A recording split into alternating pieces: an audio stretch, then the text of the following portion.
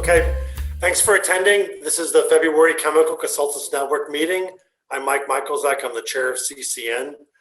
CCN is a group of chemists and chemical engineers that advise members who are consulting, who are interested in consulting. We provide expertise and resources to our member. We are a group of the Philadelphia section of the ACS. We're supported by AACHE.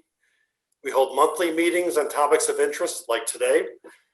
And for $35, you can become a paid member and create a web page on the CCN website to attract potential clients. So I encourage anybody who's not a member on tonight's call to sign up and create their website. Roman wanted to talk about a potential job opportunity, so I'll turn it over to Roman Bielski, who's on our steering committee. Good afternoon. I'm in contact with the wonderful company in northern New Jersey who is looking for a senior process chemist. The person must have PhD. It's a really excellent biotechnology company. And if you think you would be interested, or you know somebody who can be interested, please contact me at bielski1@verizon.net. Can you send that by email, please? Your contact information? B as in boy, IELSKI1@verizon.net. If you can't get a hold of it, contact me. I believe my contact information is on the CCN webpage. I might know somebody. Roman, you can just send it as a chat to everyone in the group. Yeah. Just Yeah, and then I can everybody do it, will but have it. okay, I'll do that. Okay, thanks, Roman. So tonight's speaker is Youwen Chu. Youwen currently works as an independent consultant and contractor in the radiopharmaceutical development and drug development validation. Youwen did radiopharmaceutical development at Brookhaven National Laboratory and was a lead at Eli Lilly's discovery research into new Alzheimer's disease imaging agents. She has authored and co-authored almost 50 peer-reviewed publications. And Youwen is currently the publicity chair of Chemical Consultants Network, so she's part of our steering committee. Her talk tonight is titled Chemistry Beyond the View, PET Tracer Synthesis and Formulation, and is on the use of positron emission tomography for medical applications. Youwen, it's yours. Thank you for the introduction. Let me start to share my slides. Hello, everybody. Thanks, Mike, for the opportunity. I'm excited to talk about my my past work, primarily my past work. So I'm a chemist working in a multidisciplinary field for many years. So I'm a chemist working in the multidisciplinary field for many years, as I was very fortunate to have the opportunity to work with many great scientists who have gathered together to make wonderful things to happen. These experiences are actually pivotal to my late career choices. Before we start, I want to share a video with you first.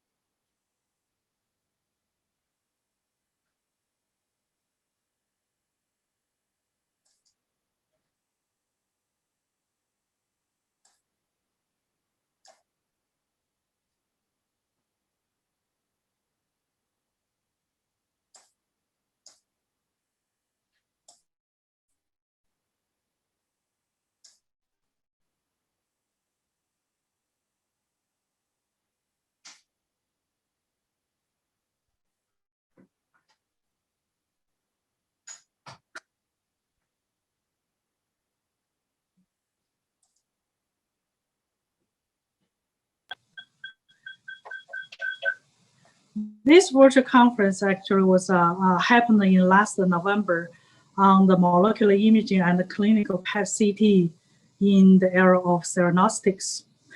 It was held by IAEA, which is International Atomic Energy Agency, for just as a summary for the recent latest development in the field of nuclear medicine, diagnostic imaging, and theranostics with forward-looking that is beyond what we have achieved. Why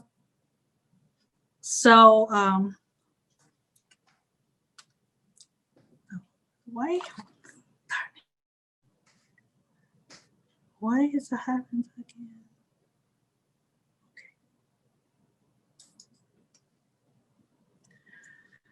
So I picked the beyond the video, the view means like mean to highlight the beautiful work done by many chemists who have supported every result we can present it and provide the resolution to patients who are desperately need for the healthy life.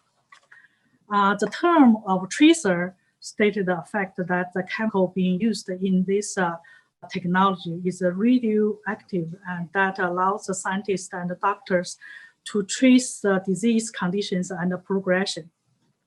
And also, it is only used in trace amount, typically less than in the microgram scales, so that they will cause no physiological condition that may interfere with the diagnostic result. This is called TRACER principle.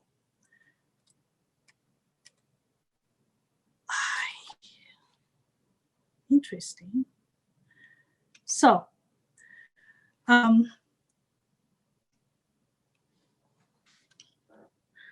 the PET technology is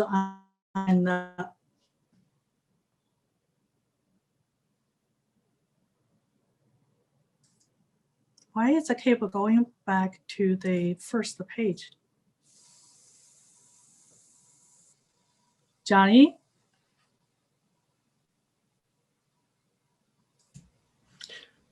Try it again. Youwen? See. Oh, Something I can do? from the beginning. That's why. Youwen, you're hitting slideshow from the beginning. Oh, I'm sorry. Yeah. This is from current. Right. All right, I got it. Yeah. So the PET technology is a video tool that allowed us to see the real condition and functions of our body. Either these conditions or functions are correlated with the disease. But the conclusion only can be drawn after the comparison with healthy controls, which can be either the average normal person or yourself prior you were sick or not sick. So object of PET imaging is to obtain imaging of the organ activities, such as our brain, rather than detail of its structures. Through image analysis, we can obtain the biological chemical information that is located and accumulated inside the living body at a certain time, at a certain area, and a certain speed, at a certain speed. So, so above all, a radio-labeled molecule needs to be injected into a patient, into a person, or we call the subject, study subject, in order for PET camera detectors to collect the data for such imaging to be produced. And the molecule is used as a tool compounds for disease diagnostic and mechanism studies. And the process to develop these molecules is called the toolbox building. It's obvious what kind of tool available determines what kind of question, we can answer. So here's our some examples of the toolbox we built in the past. So this is the one most studied biological system of dopamine system. here are some of the two compounds we used for addiction studies and also addiction, bipolar disorder, PTSD, and depression studies. And some other tools for glutamate system studies, which has a lot to do with our mental disease and health and the cancer development.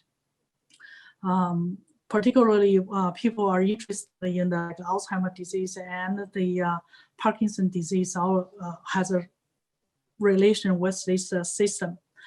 The other toolbox we have developed very proudly is that for phytopath imaging application, we built during the period of 2009 to 2015 in order to contribute our wisdom for the plant growth and the disease defense mechanism studies. So we treat the plant as a living system, just like a human body. So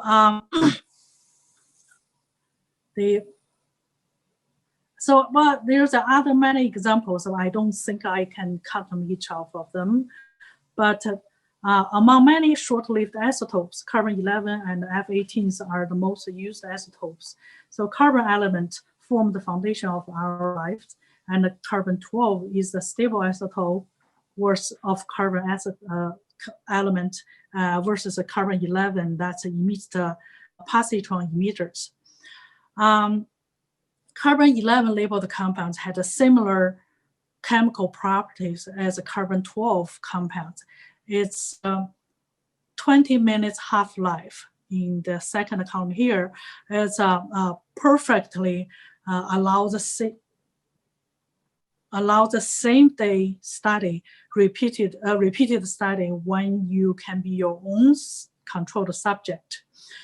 So as a comparison, and it is long enough for variety chemistry to be performed for chemists to make the magical to happen.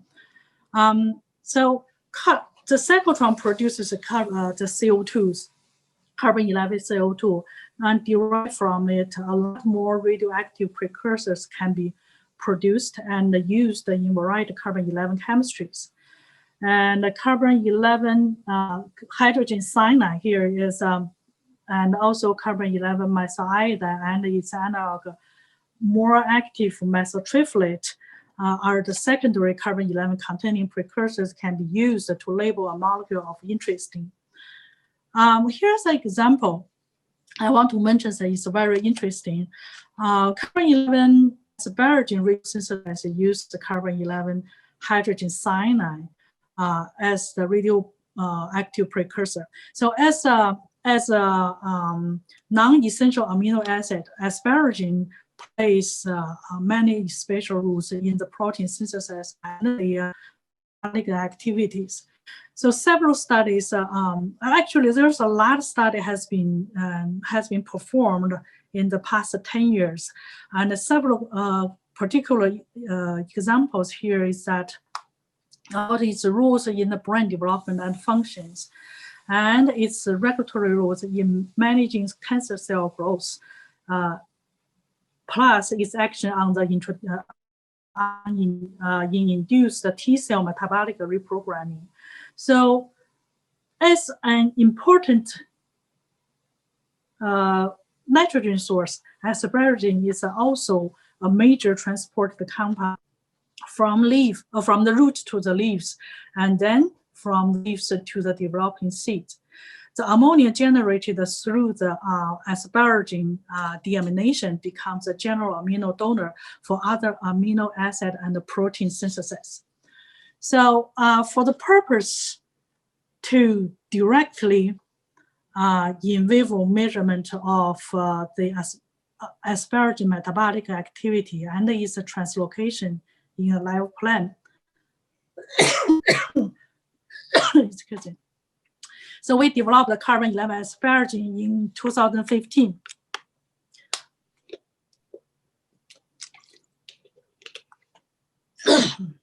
Instead of HPLC purification, purify and separation, what we achieved the sterol selective carbon-11 L-asparagine radiosynthesis with a high yield and high initial purity in just 45 minutes.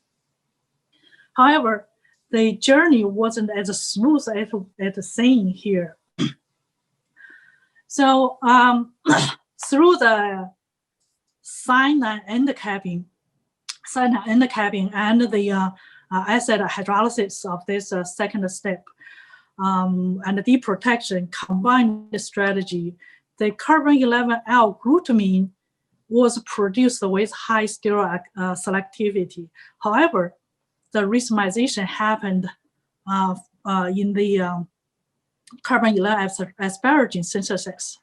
So obviously, we will blame this on the beta elimination for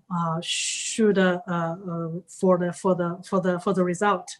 So to make the SN2 cyanation to be dominate the reaction, we knew we needed to eliminate the free rotation of alpha beta carbons of the amino acid and force the leaving group of the beta hydrogen stay disaligned for the elimination. So consider the short half-life of carbon-11 and the multi-step reaction involved in this synthesis. We understood that HPLC may not be the good choice for this case, except to produce a product initially pure. So through the literature search, we found that the ring-structured chiral amino acid synthesis procedure and the related cyanation reactions has been performed and studied in the organic labs, as well as some applications in the isotope labeling. Even though similarly, only racemized carbon-11 asparagine was produced from the aziridine and the lactone decomposition associated with the lower yield for aspartic acid synthesis. But the five-membrane, the last case, the five-membrane cell formaldehyde actually attracted our attention, which was designed to retain the sterol chemistry for cyanation reaction at neutral pH. So we certainly can replace this benzyl group with a buck to promote the deprotection efficiency for quick carbon-11 radiosynthesis. Our proposal is a buck and a tabutyl protected cyclic sulformaldehyde was as the reaction precursor with our established amino acid radiosynthesis protocols for the goal of a selectively radiosynthesis of carbon-11 asparagine.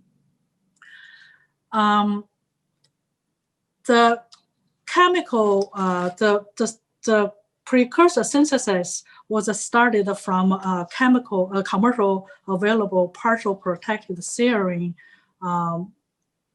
precursor, and start from the first step of carboxyl protection and the tabutyl protection with tabutyl, followed by the removal of benzyl in ethanol actually to make the hydroxyl available for the cyclization to form the sulformide. One which was further oxidized to give the final product of the cyclic sulformaldehyde. The absolutely sterile configuration of this precursor was confirmed by the X-ray single crystal graph. So through a quick test with all the conditions, we achieved the LD ratio, L to D ratio of 33 to 1. And at that moment, we knew we got it. So further reaction conditions was optimized to give sterol-specific cyanation with high yield in a wide pH range. However, as we are seeing here, the extended reaction time seems to reduce the yield of the intermediate carbon-11 nitriles. right here, and here is 60 versus 68%. So we picked into the reaction kinetics through this time temperature analysis. It was clear this is a quick reaction. So for all the temperatures, the carbon-11 cyanation yield peaked within 3 minutes and decreased at a longer time. So also similar maximum yield can be achieved in a wide pH temperature range, except the I think basically all of them except 60 degrees, which has a lower maximum yield. So consider about the reaction system temperature equilibration for the reaction to initiate, and the decay factors, and the convenient experimental operation. So our final reaction optimized the condition for the cyanation was set at 3 minutes at 120 degrees. So the next the next step to optimize the nitrile hydrolysis, it was quick. We had single step using the 250 microliter of 2:1 ratio mixed TFA, trifluoroacetic acid, and sulfonic acid effectively hydrolyze the nitrile to give the carbon-11 asparagine and remove all the protected group in one single step. And the final, we call the RCY, radiochemical yield and the radiochemical purity was 98% in 7 minutes. Yeah. So to sum up this work, a stereoselective radiochemical radiosynthesis method for carbon-11 asparagine was developed and optimized using a cyclic sulfamidate precursor with carbon-11 hydrogen cyanide. So in 5 repeated studies, production scale synthesis using our optimized reaction condition and the semi-remote operating system, the RCY or radiochemical yield for the cyanation was 70%, was about 70%. And the final product was produced in 45 minutes. So the overall 2-step radiochemical yield was about 55% with a radiochemical purity of 98%. And more importantly, we do not see DE azimuth was ever observed. So this was one interesting case we have. I would love to introduce for what has happened, more often happened in the radiosynthesis settings. So after we made the precursor is needed to be injected to a living system, but the volume to be can be accepted for different study subjects are very, very, very different. So in general, every injection for a human uses less than 10 mils and typically 5 mils. For rats, you can use 0.5 mils, and for mouse, use 0.2 mils, 200 microliter, and for plant, 2 microliters. But you have to have the viable signal in order for the study to be viable also. So this is one of the interesting cases we often encounter is that the concentrated the active product is net, but we also need it to stay stable in the formulation solution, such as a saline or saline buffer. Saline buffer, but the situation is once the concentration of the radioactivity is reached a certain time, certain times, the product will start degrading, right? Because the radiolysis. So how we make the product usually is in the saline, but occasionally we will also add in some certain radioprotectant to prevent the product to degrade with the time that before the study to be complete. So in 2014, we had an interesting case. That was we needed to prepare carbon-11 nicotine freebase for the tobacco inhalation study, which is only requires, the requirement is has to be less than 20 microliter of the product to be spiked onto the cigarette. And the radioactivity has to be about 20 microliters, 50 microliter ethanol. So the ethanol itself, actually, it is a radioactive protectant, which usually doesn't influence the study in a small amount compared to ether. So that's why. So, but the problem comes that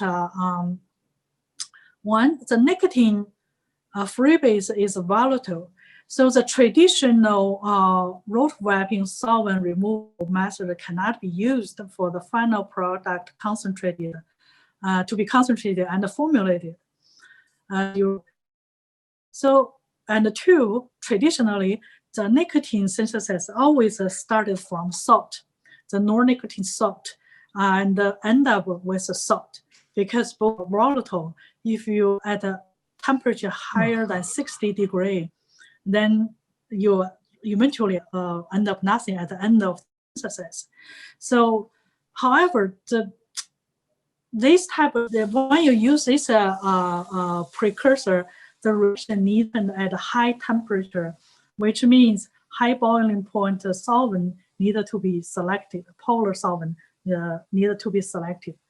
And as a result, the consequential consequences of the HPLC purification would be very likely to compromise, as it's just shown here. So multiple peaks will appear and with no fixed retention time. And the quality control result always tell you that every peak is a nicotine. Oops. So seems this molecule is simple and small, but actually it is very complicated because it contains multi-nitrogen in this structure, with the chiral centers. At the right condition, this diagram is showing at a right condition, one HPLC, the nicotine standard injection can present 5 different peaks just by analytical HPLC. So what's the potential spaces you're saying here is that you can see at least here, no charge, the monocharge, the dicharge, solid the spaces, all potential to appear.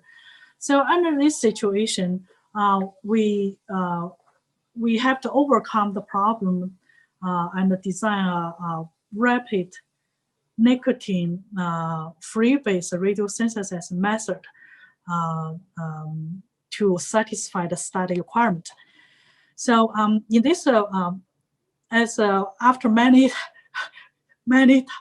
times, the experiment, eventually we use the acetone replace the DMSO or the DMF as a reaction solvent, and replace the carbon-11 methyl iodide with the carbon-11 methyl trifluoride, which is a far more reactive precursor for methylation, and use the freebase nornicotine as a starting material, which is also far more active than the nornicotine salt. So a reaction was completed at near room temperature in 5 minutes. And both the free base, nornicotine, and the carbon-11 methyltriphtylate are very reactive. Near 100% conversion was achieved, and either extraction was ether extraction was employed for the product concentration by addition of 50 microliter ether ethanol. Because of the boiling point different between ethanol and the ether, we will just simply use the a stream of argon to stir the mixture of the product in ether and ethanol. As the ether evaporates, the product was extracted into the ethanol phase. And the quality control shows that there's no ethanol ever was no ethanol ether, no sign of ether was in the final product. So the whole reaction was completed in 32 minutes and repeatedly performed very well. So this is the one tricky thing. Usually looks like very simple, but if you don't catch the key point, you just have the final product as what we want. And the last case I want to see is that the PET tracer synthesis is an act of working against the time, because the isotope we use for the PET imaging are all short half-life isotopes. So standardized procedure and automated synthesis can always be helpful in eliminating the many hassles. Of course, if someday we can turn this into a machine, commercialize, then it would be even more helpful to many of the chemists and the scientists down the road. So, thank you. This work was performed at Brookhaven National Lab, and I have a group of great colleagues was worked with me. And right now, as the DOE closed our program as of 2016, so we all move on to the other institutes to do whatever we can do to continue contribute our knowledge. Thank you very much. One per week. Thank you, Youwen. Are there any questions? Thank you very much. This is wonderful. Anyone It was have really questions? good. Thank you. Any questions from anybody? I didn't know what tracers were, but now I know. I have a question. A couple of slides ago, I think it was 3 or 4 slides before, you showed nicotine chromatography, analytical chromatography, I think. And I think you said that there were 4 or 5 different peaks. Right. So was that HPLC? Yeah, HPLC. Analytical HPLC. That was also by chance to catch this because we could not figure out how we find a way. So at late night, I just want to do one more injection to verify myself. So I just take like a 5 microliter of the standard, which was in the isonitrile. So first of all, I basified to the extreme pH 11, and then I neutralized it to the pH 7 because the study you always the physiological pH is 7 pH 7, right? So at this moment, I injected I saw 5 peak. I wouldn't know, so I started like my column wasn't clean, so I spent half hour clean the column. Did another injection again, did another injection again. So this is just like a slow equilibration when the pH changes. So that was a very, it caught me off guard. And then eventually there was a paper solution spaces. Then I just confirmed myself what I saw. Eventually, we set our reaction conditions as So what is the red arrow indicated about 7 minutes? this was the nicotine standard, the precursor, the supposed to be when you had the base. This is a B. I'm sorry, the B is at the basic condition.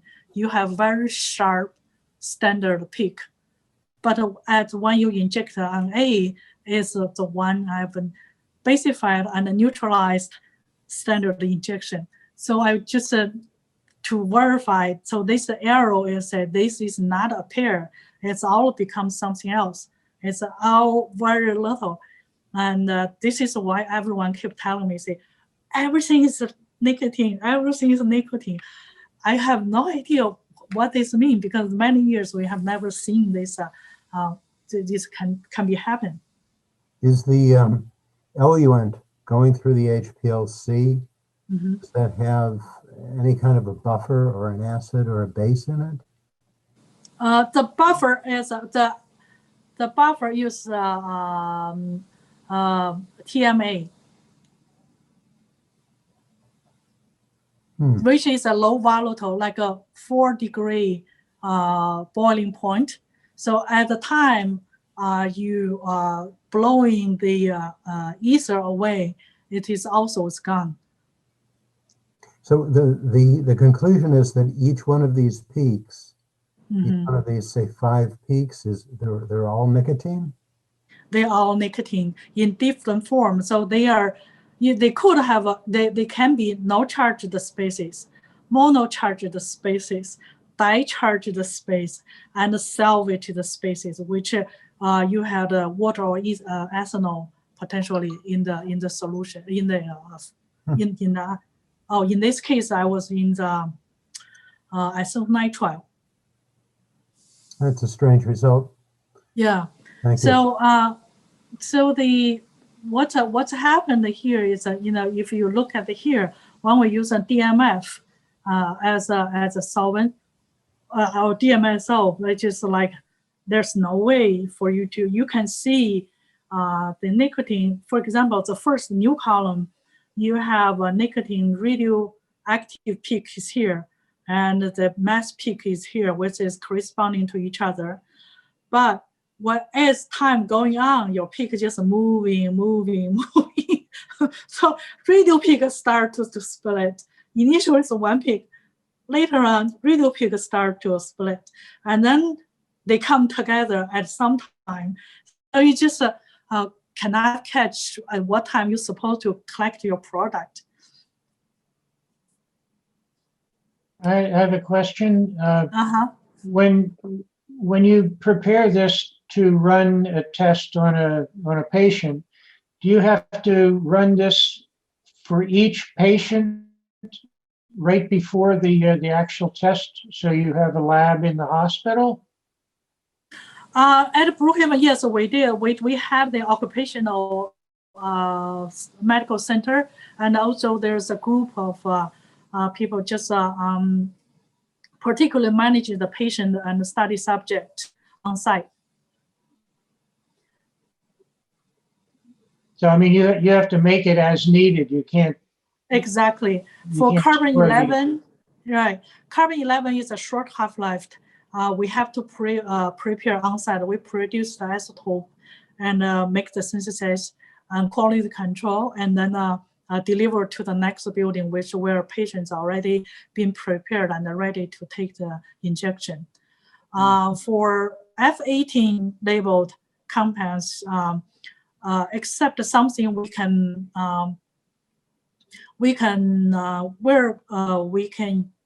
buy, you know, FDG actually can buy.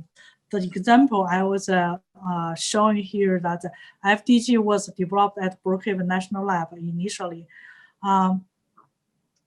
So we even have our own automated synthesizer. That was the first automated synthesizer ever in this field. But later on, because it's already becomes commercialized, So we just buy the FDG. I think I didn't have time to do it.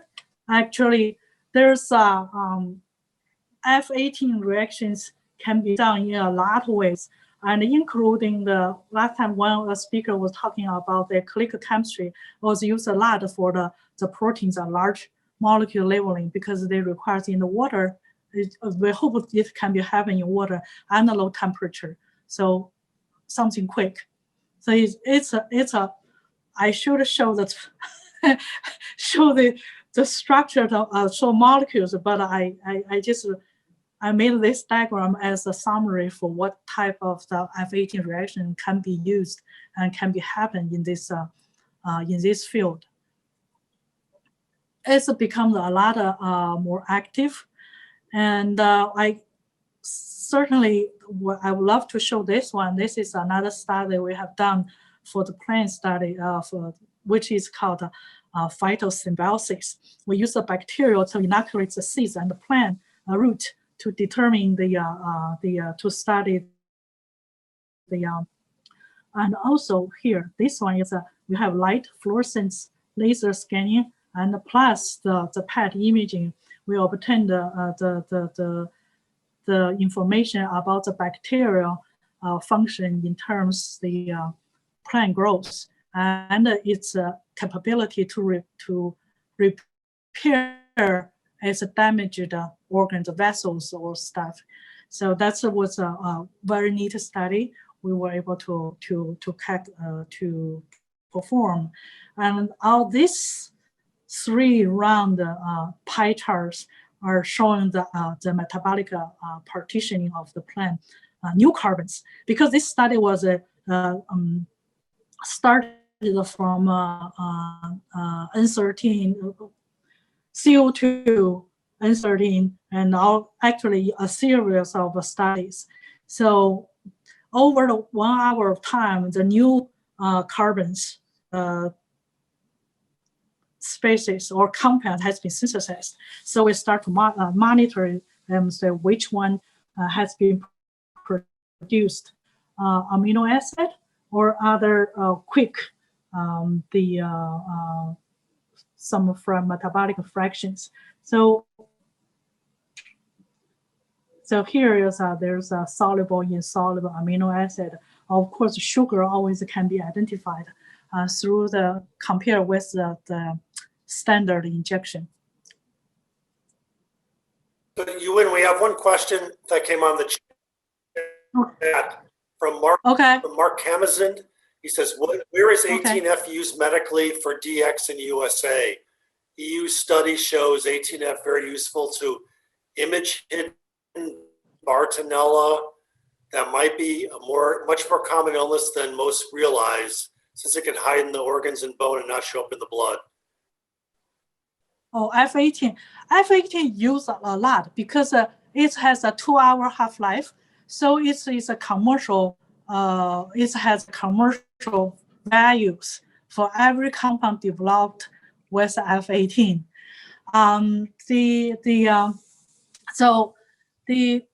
What I say, anything that can be labeled with containing F18 and can be labeled or replaced with containing F19, I'm sorry, and it can be replaced with F18, basically it can be done. Yeah, that's the situation. And also recent years, the F18 labeled amino acid and the proteins, it also has a lot of development, on method development, quick. It's not in high temperature or organic solvent. Actually, you mix the water aqueous solution with organic, quick reaction with the application of palladium catalyst. So there's a lot of catalyst place can use catalyst to simulate the reaction of fluorine 18 as well as the carbon 11 cyanation. 2 of them have some kind of similar, sometimes same condition can work for both, just a matter of yield higher or lower. If you look through the literatures, the palladium catalyst copper catalysts are used a lot in these situations. And this is Mark Kamenzen, and my Hi. son actually has this disease, Bartonella, and there have been great studies done in Switzerland on it. How many Okay. centers, you need a cyclotron to make fluorine-18 or nuclear reactor or something. How many facilities have fluorine-18 manufacturing capabilities on site? Oh, there's a lot. Actually, at Brookhaven, we had 3 cyclones, but until now, they closed us. So the old cyclotrons are only used for right now. We produce the metals for the also for therapeutic study. At the beginning, I showed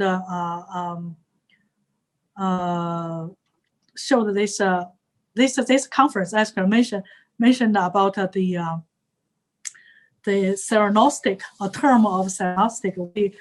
One molecule you can use it to diagnose the disease. Meanwhile, has therapeutic functions. So most of the time, these are those antibodies molecule, the large molecules. So you're labeled with you chelator with the metal isotopes and then attached to this huge molecules. So F18 actually a lot availability is a lot.